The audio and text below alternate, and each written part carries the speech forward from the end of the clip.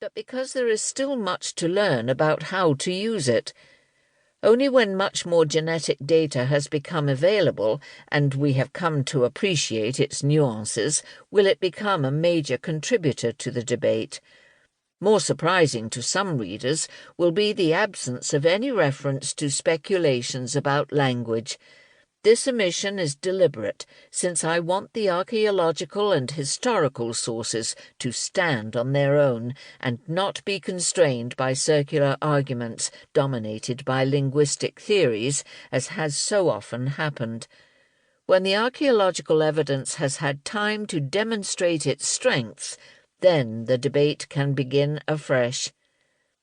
I have always been interested in landscape, but writing this book has made me even more aware of the crucial impact of geography on human perception and behaviour. While maps and photographs are an aid, nothing can replace the experience of being there. I have had many memorable experiences researching this book, crossing the Taklamakan Desert in a sandstorm, arriving at Palmyra on the edge of the Syrian desert, bowed by the intense loneliness of the place, looking east to the endless sand across which the camel trains brought exotic goods to satiate the Roman desire for luxuries, or riding on a summer afternoon across the Mongolian steppe, the horse scuffing up the heady smell of the herbs, aware only of the peace, calm, and oneness of it all. To be there is to understand. I can only hope that this book will encourage at least some of its readers to explore a few of the places mentioned, the better to appreciate the people whose lives these landscapes have shaped. Barry Cunliffe, Oxford, October 2014. 1. The Land and the People. This is a story of people and the landscapes in which they lived, the actors and the stage, a story created largely without the benefit of a script and pieced together from fragments of disparate evidence brought to light by a formidable range of specialists. It is a narrative set in Eurasia, covering some 10,000 years of human endeavour. If we begin with the proposition that history is the result of human action constrained and empowered by environment, then it follows that we need to understand something of the human animal and the imperatives hardwired into the beast's genetics, and we need to comprehend the landscape in all its ever-changing variety.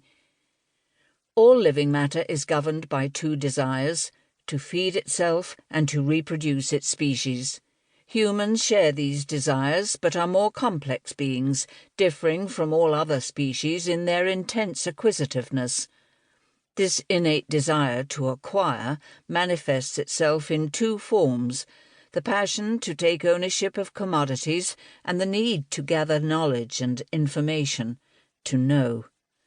It is this inquisitiveness that has, over the millennia, drawn humans to explore every ecological niche on Earth and to occupy most of them.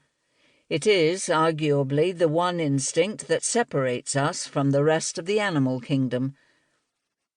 To want to know what is beyond is a natural human response. It must have been one of the prime incentives that drove the Lapita people to explore and settle the Pacific Islands in the late 2nd millennium BC, travelling across 6,500 kilometres of open ocean.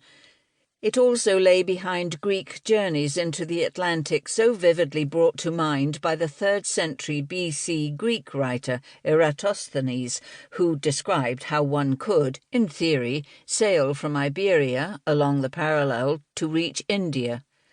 Strabo, who quoted him, reflected that those who have tried to circumnavigate the ocean and then turned back say that the voyage beyond the limit reached was prevented not through opposition or any constraint, but through destitution and loneliness, the sea nevertheless permitting further passage. How many adventurers set out on the journey, and how many returned? This sense of the ever-fascinating beyond is brilliantly captured in classical Chinese painting with its successive horizons, each becoming paler with distance.